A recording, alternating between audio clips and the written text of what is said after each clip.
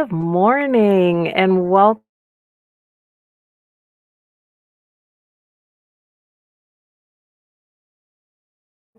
to this is our full week. We've been celebrating the Hour of Code all week. We've been to Marsh Point and we are back at Marsh Point again today. A huge thanks to Starlight Cove, Discovery Key, and tomorrow we'll be at Plumosa. We're so excited to have all of our schools participating in the Hour of Code. I'm Tasha Burke-Peart with the Department of Educational Technology. And we have a lot in store for you today. Before we get started, and I hand it off to John Long, who is at Marsh Point, and before we bring up the SMART trainer, a couple of housekeeping things. Please use the chat to communicate. We love to hear your questions. We have moderators with a wrench by their name. They will be able to answer any questions that you might have. And if you use social media, please tag us with at EdTechPBC. And you can also use the hashtag CS everywhere. We also have another hashtag. I'm going to go back to the first slide because we'd love for you to use the hashtag SDPBC Code Club, STPBC Code Club in your tweets as well. And as always, we like to let you know that you can subscribe to our channel to stay up to date with all of our live streams and any other information that the Ed Tech department puts out. So please go ahead and subscribe and like this. So we have Amanda Merez from SMART. I'm going to bring her up right now, and she's going to go over the lesson that we're doing today, the boat race using Lumio. Welcome, Amanda. Hi, thank you so much for having me. Like Miss Tasha said, my name is Amanda Merez, and I'm one of the smart trainers for Team Palm Beach. I'm so happy to be here with all of you guys, and I'm so happy to be doing lesson 4, which is boat race with you. And like Miss Tasha also said, we're going to be utilizing Lumio, which is found in your Google Drive teacher. So if you'd like to connect, just go ahead and shoot us an email, and we'd be happy to hook you up with how to do this yourself. So before we get started, I actually want to connect all of you to my lesson so that you are able to not only, see what I'm seeing on my screen, but also participate in the activities we're going to do today. So in order to do that, I am in the presentation mode, which has this nice, crisp, clean black background. And over here, I have my little student icon. I'm going to click on that student icon and then I'm going to find my name. When I do click on my name, I'm going to see a little pop out window that has a website, which is hellosmart.com, and our class ID. Every teacher is assigned a unique class ID, and that's how you're going to have your students connect in with your lesson. So I'm just going to give everyone a couple of minutes to get connected. So you can either use that hellosmart.com website, or students, you actually have a portal icon in your portal called Lumio. And then you're able to just quickly enter this class ID and put your name in there. And then you guys can join with me in the lesson. So I'm going to give you a few minutes because I am talking to you from the future. So go ahead and get connected and then we'll get started. Ooh, also, there's a banner down below if we close out of this and you still like to join. So that Hello Smart website and the class ID is on there. I see that I have 2 students already connected, so I'm so excited.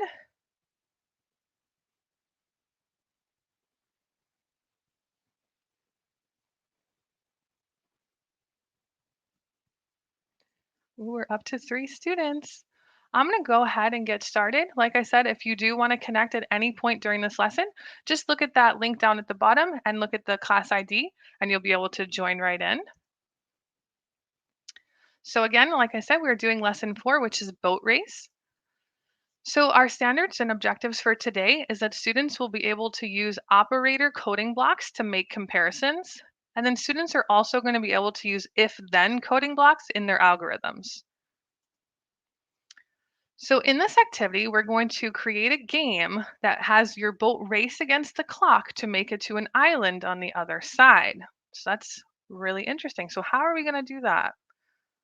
So before we get started, and since one of our objectives is thinking about if-then relationships, our activity that we're going to start with is going to get us in that headspace of doing an if-then statement.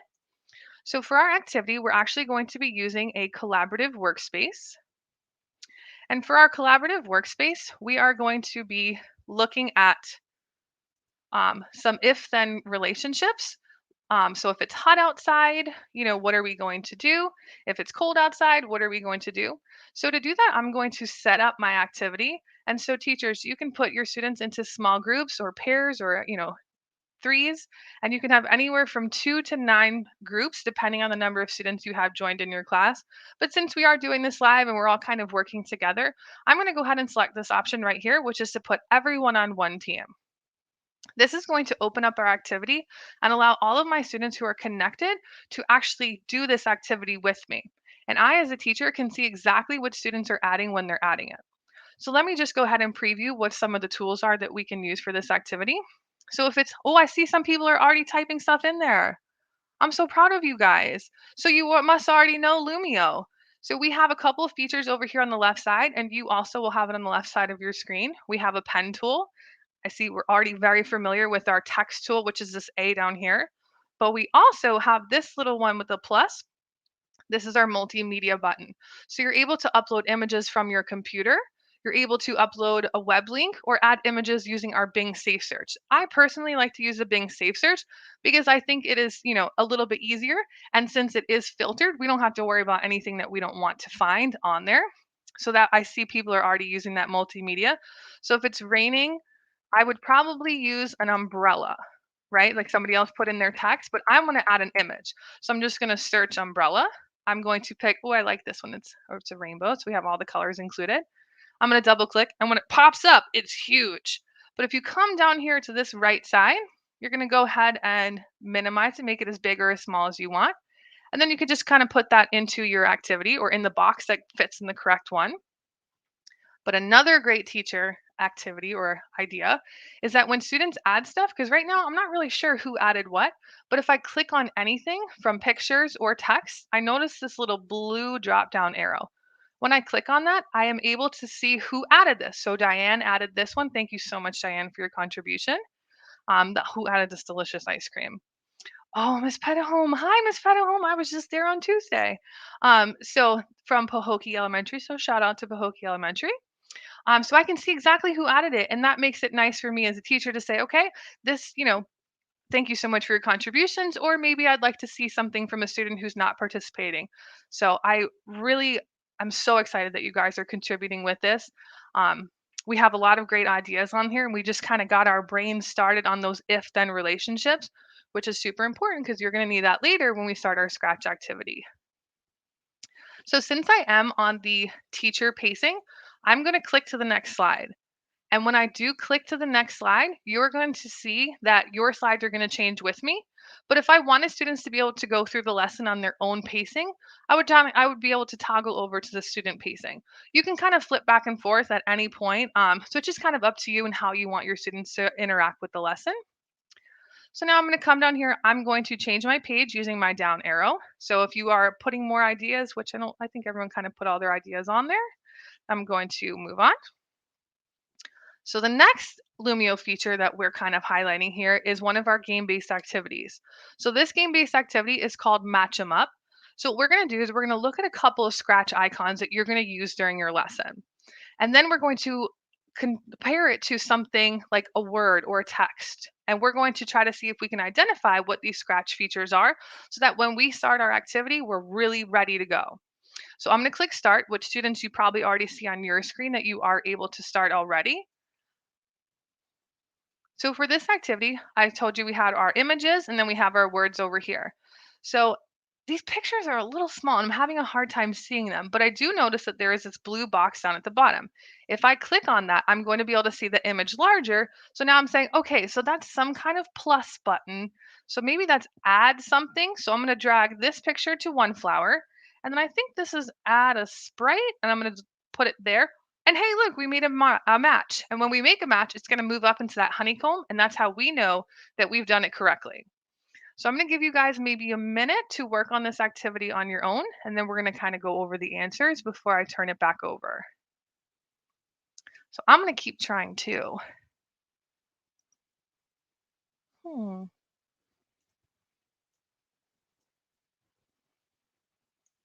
This one? So I'm sure you guys are making awesome matches. You're probably doing this faster than me because I'm very new to Scratch and I'm new to coding. But if you're also new to coding, that's fine too. So let's see, we have another ad. Hmm.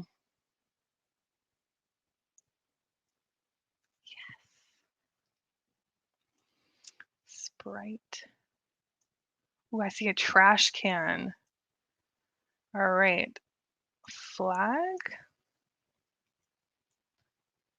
Oh, red and green. And so if you've already finished the activity before me, I am so proud of you. And if you haven't, you can go ahead and take a look at some of the answers that I've chosen here. So we have our sound encoding blocks, which are these purple drop downs right here. Okay.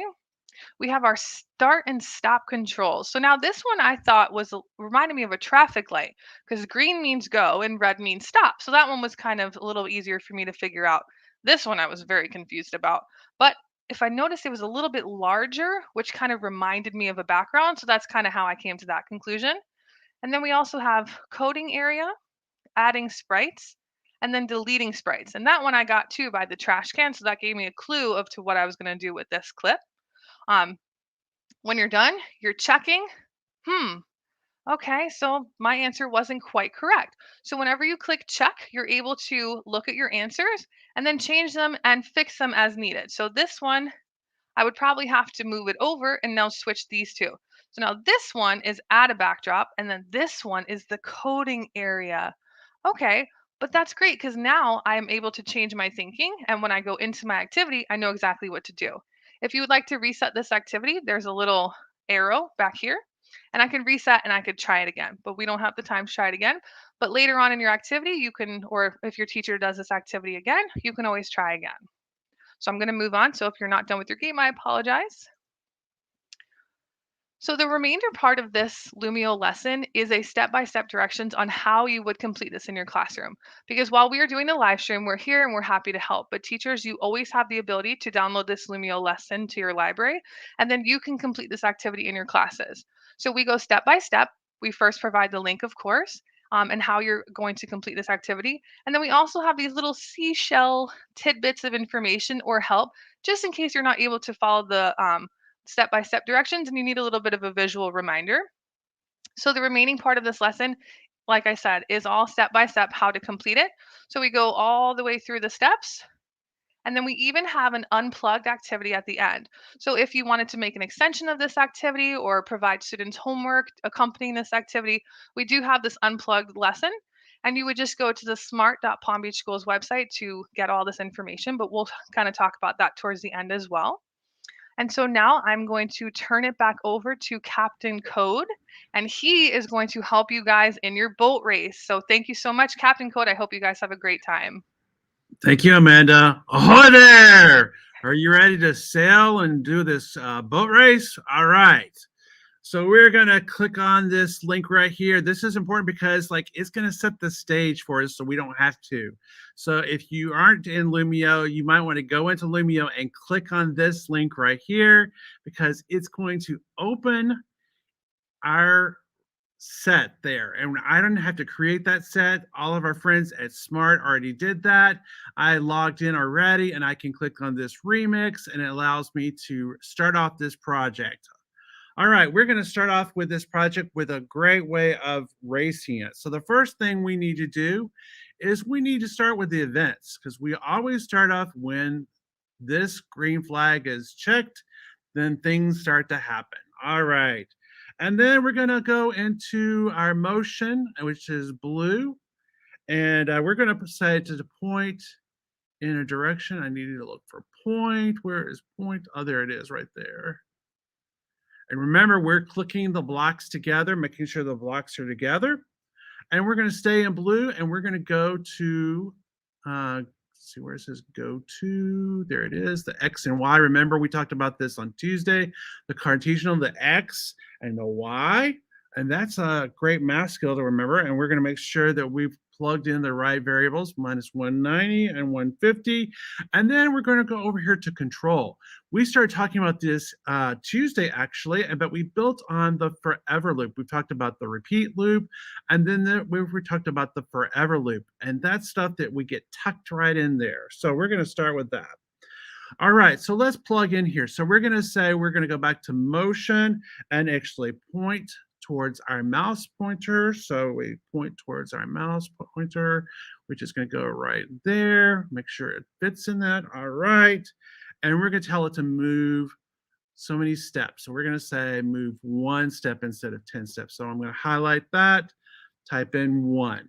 All right, I know that was kind of fast, but I want to kind of see where that's going. All right, so we need to actually change our point in direction to make sure it's set to 90, which it already is. That's good. But if I need to change it, if like, let's say it was at 0, that's 0. And if I need to change it to 90, I just type in 90, but I can also move my mouse this way too to change the direction. All right. I think we're ready. Now we're ready to test this code. Now, the pointer is going to be my guide. So let's gonna click up here on the plus. All right, see how it's going. There we go.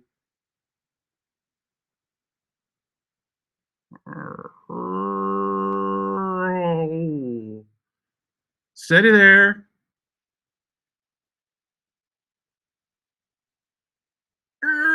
Oh no, crash. We're gonna talk about crashing a little bit later. All right. So I don't know if you noticed, but the mouse was kind of glitching a little bit. So that's not that word we talked about, which was debug. Remember, if you need to debug your coding, that means to go back and check for errors. And that's always a problem to have. So what we're going to do, we're going to tell it to move within 5 pixels of this. So what we're going to do is we're going to add a conditional. So I'm going to go back to control. A conditional is going to be if something happens. Let's see, let's move that. It's going to be go to after the forever. There we go. Is that right? All right. And we're going to add some new things here. We're going to add things. A conditional is an if-then statement. And I know the 5th graders are talking about that in math right now. So if this happens, then this happens. That's what a conditional is. It's an if-then statement. And you do that as in math, like if this happens in this formula, then this happens. And so that's what a conditional is. So we're going to have to go over here to our operators. And we're going to do this right here, or this operation, and I'm going to pop it in right here. And so it's going to say if this needs to be less than this. And we're going to drag something around that. We're going to go into this sensing category. And we're looking for distance to mouse pointer. Where is distance to mouse pointer? Distance to mouse pointer. There it is, distance to mouse pointer. And we're going to add that here. There we go, distance to mouse pointer. And we're going to set this to 5. There we go. And then we're going to add to this. Actually, this is going to go into this. Oh, no.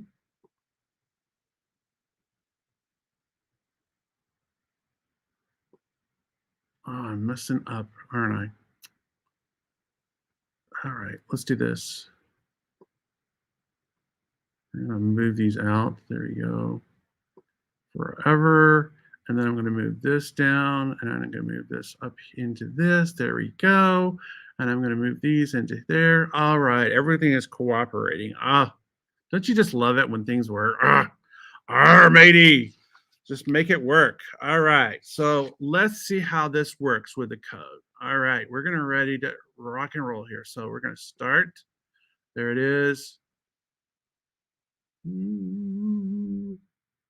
Is it gonna go? Is it gonna go? Turn, turn. All righty, mateys.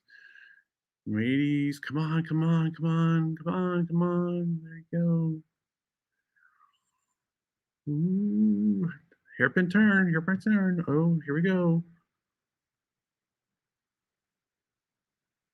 Here we go. Oh, we're in the home stretch. Here we go. Here we go. Here we go. Oh, there's land. We're gonna dock at the land. Come on. There we go. Dock. There we go. Boom. All right.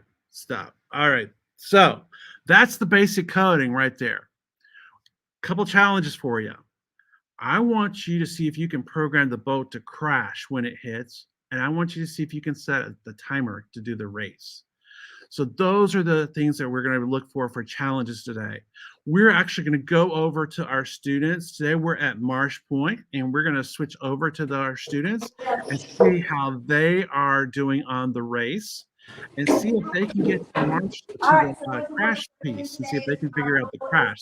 So I'm going to turn it over to my colleague, Rebecca, who's at Marsh Point, and she's watching Miss Lipsher complete her lesson and watch the kids take the race. All right, Rebecca. So make sure you're in Lumio right now. You're going to click Rebecca, where's Rebecca? and load your project. This will There we load go. your background and your boat sprite. All right, so from there, we're going to position our boat at the start of the maze, and we're going to cause the boat to move by following the mouse. So if we follow our instructions, we're going to add these coding blocks. So we're going to go back and we're going to add the yellow coding block. When this is clicked, we're going to point the direction and we're going to So do you have to remix the project? Yes, so make sure, good question, make sure that we do remix the project. You're going to click remix.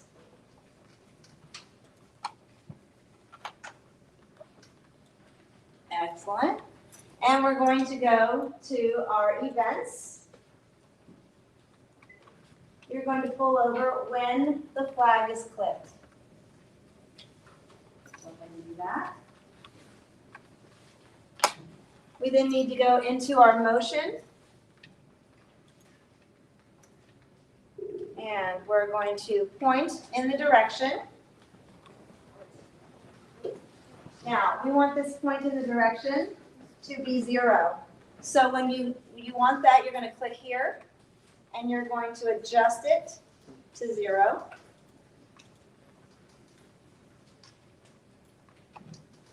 And then you're going to want your XY variable.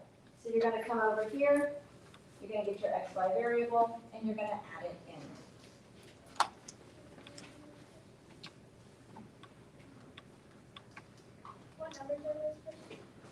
Negative 190 is your X variable, Y is your negative 150. From there, we're going to add a control. And we're going to use our forever. We're going to come and add forever here for the control. And we want to add the points toward the mouse. So we're going to go back to our motion. Point towards mouse pointer. Add that into your forever.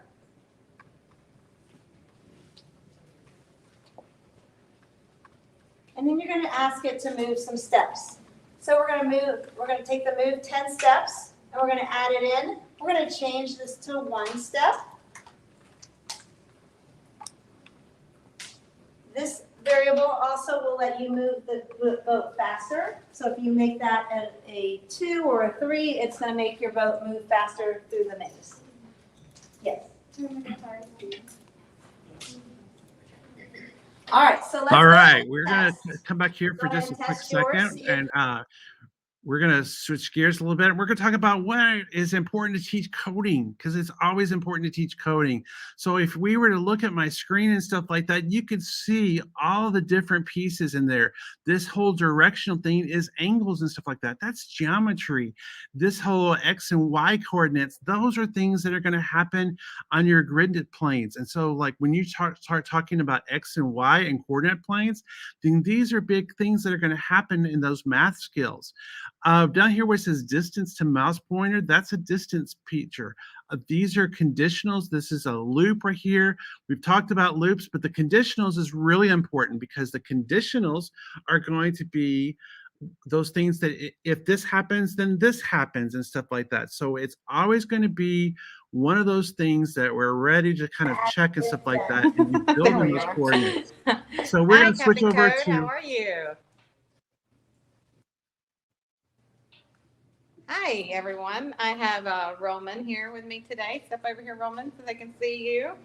So what did you think about today's activity? I think it's really cool. I love coding. It's teaches kids how to be more, like learn more things and create video games. Yeah. Have you done coding before? Yeah, Yeah. Have you used Scratch before? yeah. Yeah. What did you think about this activity compared to some of the ones you've done in Scratch before? I like it's fun to learn how to code, and I like how you could build your own game.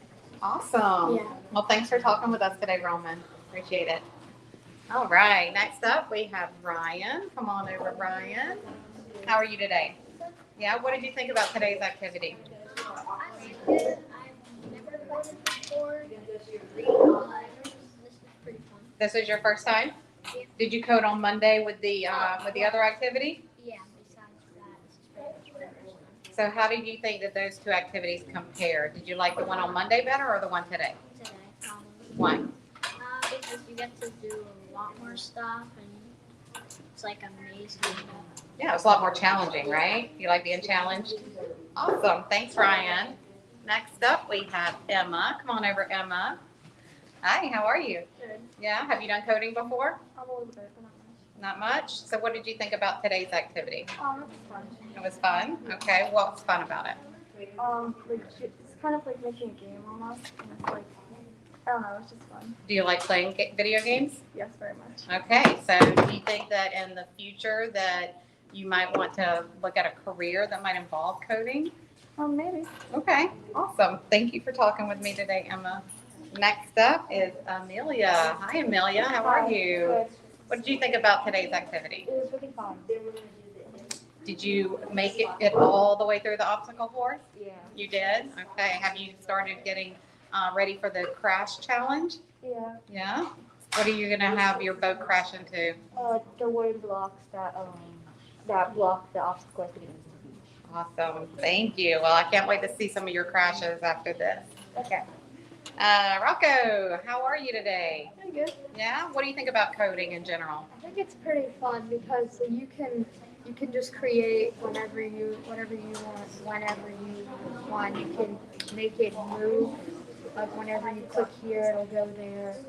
Like all those games, it'll have like you fail immediately. You can just make your own that you like enjoy, and you like just play it. So have you created with Scratch before? Yes, but I haven't been very good. No? Did you think that this lesson in Lumio helped you get better? Yeah, it helped a lot because now I know how to make things move and make the bouncing be really. Awesome. Thank you. Yeah, you guys are doing amazing things in this class today. Thanks, Rocco.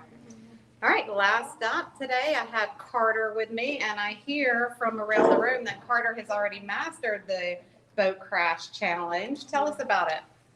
I've been coding in Scratch for like 3 years now. I've made a lot of games and stuff and such, and I think of myself as being good at coding. Awesome. Do you think that this is a career that you might want to pursue? Maybe. Yeah. What kind of games have you created? I don't really know how to put it in the genre. Okay. So tell me about your crash. What happened when you coded the crash for your boat? So basically, I made it so that when you knock into the wood pieces, it explodes and turns in, and then goes into pieces. Wow, that sounds awesome. I can't wait to check it out. So will you show me right after this? Yeah. Awesome. Thank you so much, Carter. Thank you for everyone here at Marsh Point. This activity has just been super fun. The kids are getting very creative. Captain Code, we'll throw it back to you. All righty. Ahoy there again. All right. So how do you get these lessons? We put today's link into the chat so you can get to that really easy. But I want to show you about going to our website. We're trying to keep everything through our website so it's one-stop shop.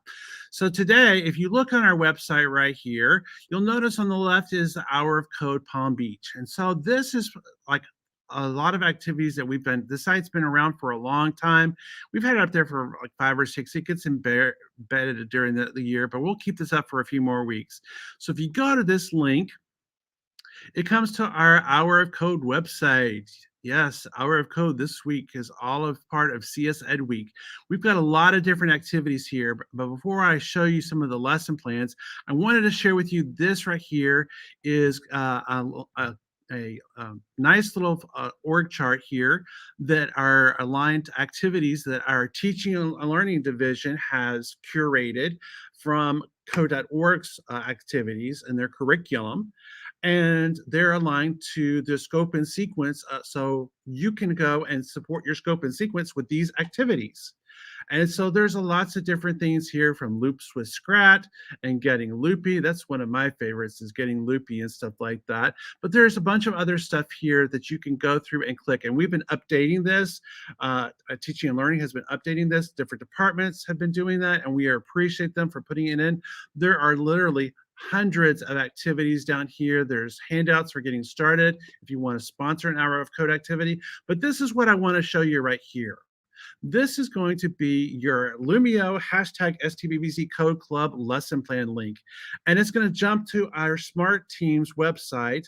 I'm going to show you that in a minute, but I want to show you this. If you want to connect these videos to kind of go through it, use them as like a tutorial where you can pause and you can do them, we're going to have a playlist that this will link with all the videos from this week. So you can actually click on that and you can see the playlist from the lesson plans. If I click on this, it takes you to their website. And this is the website that they've created on their Smart Interactive Display website for Palm Beach. And this is Code Week 2021, of course. And so we're doing the Lumio #STBBC Code Club, and we thank them for creating these lessons. They're very engaging lessons using Scratch, which is a free program, so we don't have to spend any money on it. And here are all the lesson plans. And each one of them has the link to the Lumio activity, which you can add to your own library. And it has that step-by-step that guides you through the different pieces of the lesson. It also has the monsters, and it also has the links to the unplugged activities. The unplugged activities are actually down here as well. So parents can just download them. And here is today's Unplugged. And these don't require any technology whatsoever. They're just kind of paper and pencil kind of thing. And you can copy these and send them home, or the parents can download them, and they're located right here. So these are unplugged activities that don't require any technology. The kids can build on this lesson and work on it at home. So we're going to turn it over to Tasha, but I want to say one more thing. Tomorrow, we're really excited about going to Formosa, and we thank our friends here at Marsh Point. And Tasha, why don't you just take it away? All right. I enjoyed this. I learned a lot, and I really hope that you did too. And before I actually end the live stream, I'm going to bring Amanda back on because I did notice that there's a question in the chat. So I'm hoping, Amanda, that you can answer this. Betty would like to know, what exactly does remix a project mean? So Remix is just like a modified and shared version of an uploaded project. So it's, since we already created like that template or that outline, Remix just kind of allows you to change it up and remix it to make it your own, make it personal to you. Like that boy was describing how his crash, the boat exploded, Yeah. and just being able to customize those sprites and things like that. So you just put a Yeah. little flavor on it of yourself, make a little remix. So that's how that works. Thank you, Amanda. You're And any welcome. final words that you want to share? We're so grateful that you joined us today from Smart.